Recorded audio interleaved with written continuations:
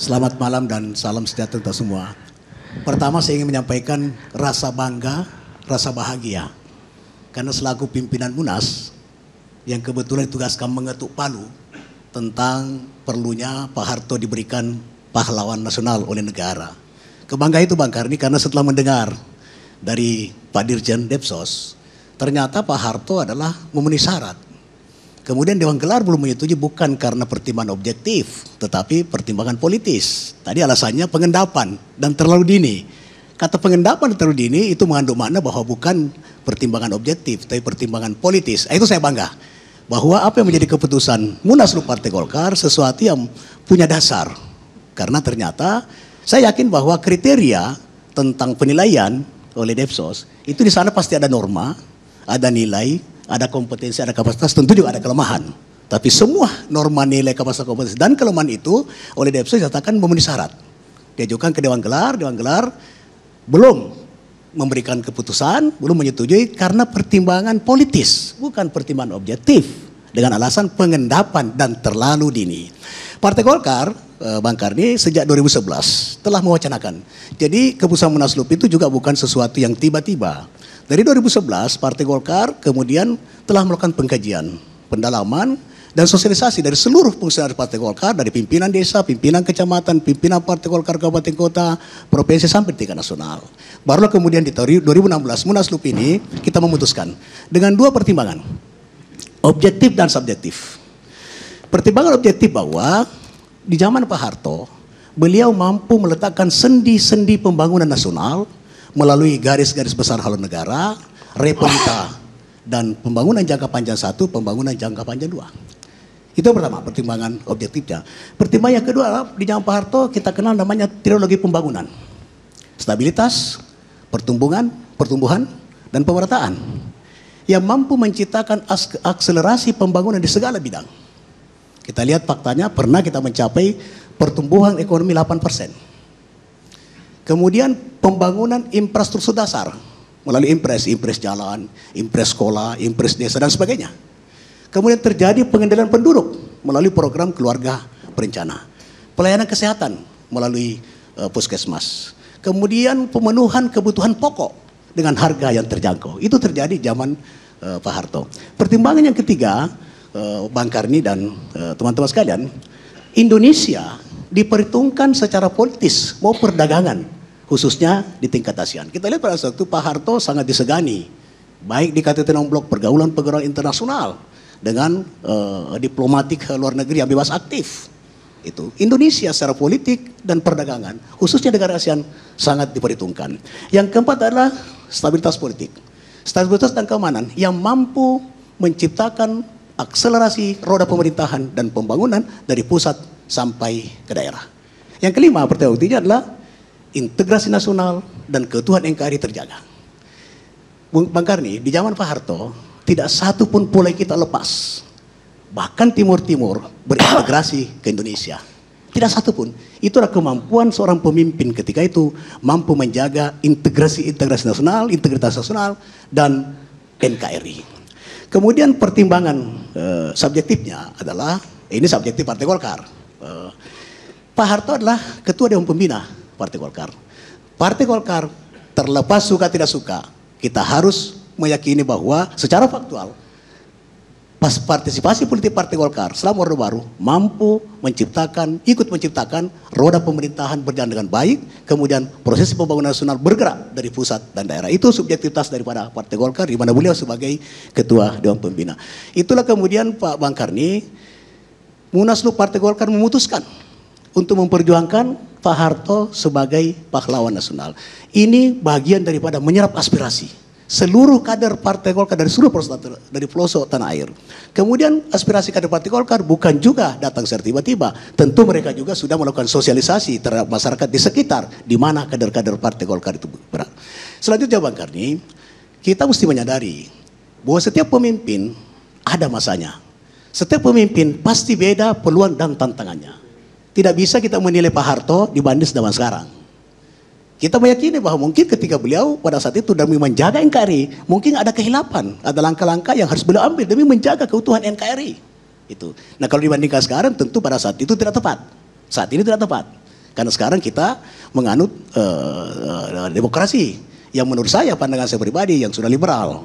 Demokrasi liberal bertentangan dengan jati diri bangsa yang dicanangkan oleh Bung Karno pada tanggal 1 Juni 1945 di depan sidang BPUPKI. Bung Karno menyatakan, tuan-tuan sekalian, saya menawarkan dasar negara, falsafah hidup bangsa adalah Pancasila. Apabila tuan-tuan tidak setuju dengan Pancasila, maka Pancasila bisa diperas menjadi Trisila. Dan apabila tuan-tuan tidak setuju dengan Trisila, maka Trisila bisa diperas menjadi Ekasila. Dan Ekasila itu adalah kegotong royongan. Berarti negara yang kita tuju adalah negara kegotong royongan, bukan negara liberal. Terima kasih, Bang Karni. Ya, tapi banyak orang yang nggak setuju dengan pahlawan nasional ini. Pertama, tentang pelanggaran hak asasi manusia. Bahkan yang mengatakan bahwa korban ketika tahun 65 itu tanggung jawabnya ke Pak Harto juga. Belum lagi kejadian-kejadian lain, ada Petrus, ada segala macam. Dan memang demokrasi Pancasila tadi, tapi juga kita merasakan bahwa itu lebih ke totaliter dibanding, oke, bukan liberal, tapi itu pendulum yang satu lagi.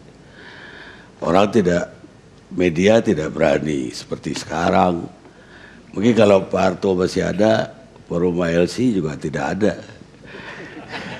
Bang Karni, dengan keanekaragaman bangsa kita, dengan berbagai macam suku, dengan ribuan pulau itu, kita pada saat itu memang perlu sentralistik. Karena tingkat kecerdasan, tingkat kehidupan ekonomi yang sangat rendah. Kalau pada saat itu kemudian kita terapkan seperti sekarang, di mana sekarang ini kebebasan berpendapat yang luar biasa, mungkin negara kita sudah hancur-hancuran ketika itu.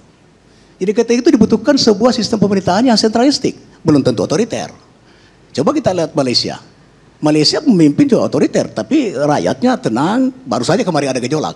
Ketika itu kebutuhan Pak Harto adalah sentralistik, demi untuk melaksanakan, menciptakan stabilitas. Untuk menciptakan pertumbuhan, menciptakan pemerintahan dibutuhkan sentralistik. Itulah saya katakan bahwa setiap pemimpin ada masanya, ada peluang dan tantangan yang berbeda. Tidak bisa kita temukan situasi dari Pak Harto ketika itu kemudian dibandingkan dengan sekarang. Ketika ekonomi kita, tingkat kesejahteraan masyarakat sudah mulai meningkat, pengangguran berkurang, kemiskinan berkurang, kemudian demokrasi sudah bisa dijalankan. Jadi bukan Pak Harto kemudian tidak setuju dengan demokrasi, tapi demokrasi terhadap Pak Harto adalah demokrasi Pancasila. Hari ini kita mempertontonkan sebuah pesta demokrasi yang menurut saya tidak sesuai dengan nilai-nilai Pancasila, khususnya etika berbangsa, berbangsa ke bernegara. Contoh terakhir saja, kita lihat DPD, lembaga terhormat DPR RI. Mempertontonkan yang menurunkan pemimpin dengan cara-cara yang tidak demokratis, dengan cara-cara yang tidak beretika. Zaman Pak Harto tidak ada itu. Memang zaman Pak Harto ada voting, tapi demokrasinya adalah musyawarah mufakat dulu, mau voting musyawarah mufakat. Jadi saya tidak setuju kalau katakan Pak Harto otoriter, sentralistik ya. Demi menjaga kota NKRI, demi menciptakan stabilitas untuk mencapai pertumbuhan dan pemerataan. Itu Bang Karni.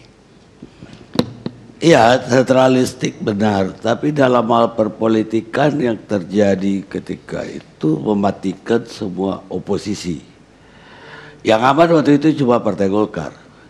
P3 itu kalau ketua arahnya miring sedikit, ketuanya tiba-tiba dikudeta.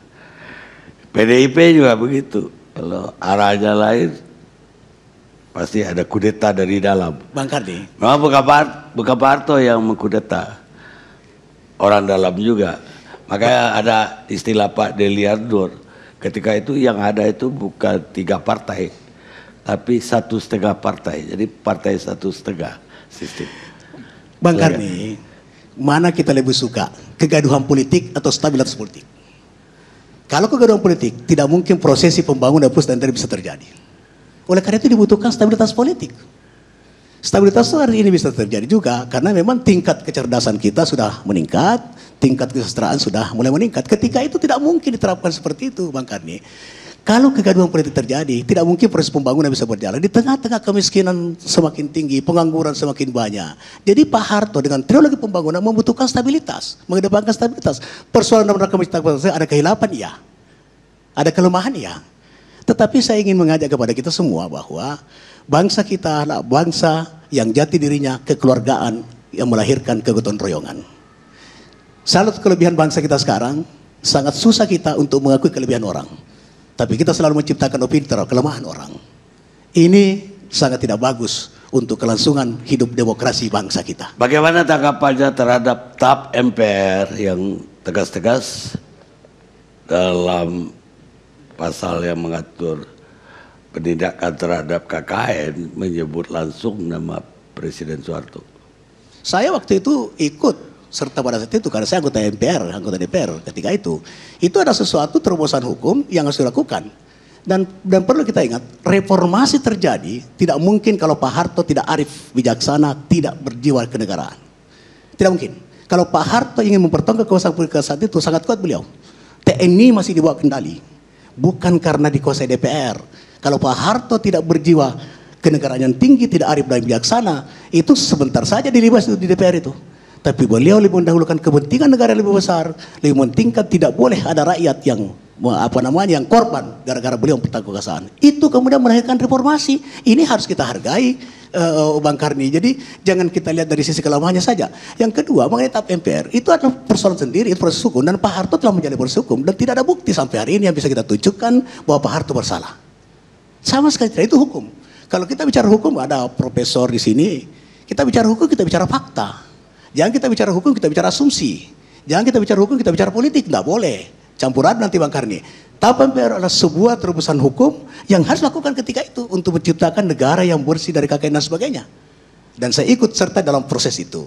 Nah, Pak Harto telah menjalani itu dan tidak ada bukti sampai hari ini. Orang dulu mengatakan bahwa ada simpati luar negeri begitu banyak, dibikinlah tim, zamannya Pak Andi Galip, tidak ada bukti. Mau beliau punya simpati, tidak ada sama sekali. Orang mengatakan yayasan dan sebagainya, betapa banyak orang menikmati dengan pembentukan yayasan. Yayasan Super Semar yang dipersoalkan. Betapa banyak anak bangsa yang menikmati pendidikan lewat Yayasan Super Semar. Itu Bang Kari. Ya, nggak terbuktinya karena beliau itu sakit setelah itu. Jadi artinya proses berhenti karena halangan kondisi fisik. Bukan ini Bang Karni, beliau lengser tahun 98. Sakit tahun berapa? Kalau ada bukti umum yang kuat, tidak perlu bertahun-tahun. Setahun cukup, sebulan cukup, 2 bulan cukup. Tapi ini nggak ada bukti. Jadi biar bertahun-tahun juga Pak Harto sakit, memang tidak ada bukti. Itu fakta. Itu. Coba di antara kita ada nggak bukti? Terima kasih. Baik, sekarang saya ke Mas Hinton Pasaribu, PDIP. Apa pendapat PDIP atau tanggapannya terhadap Golkar?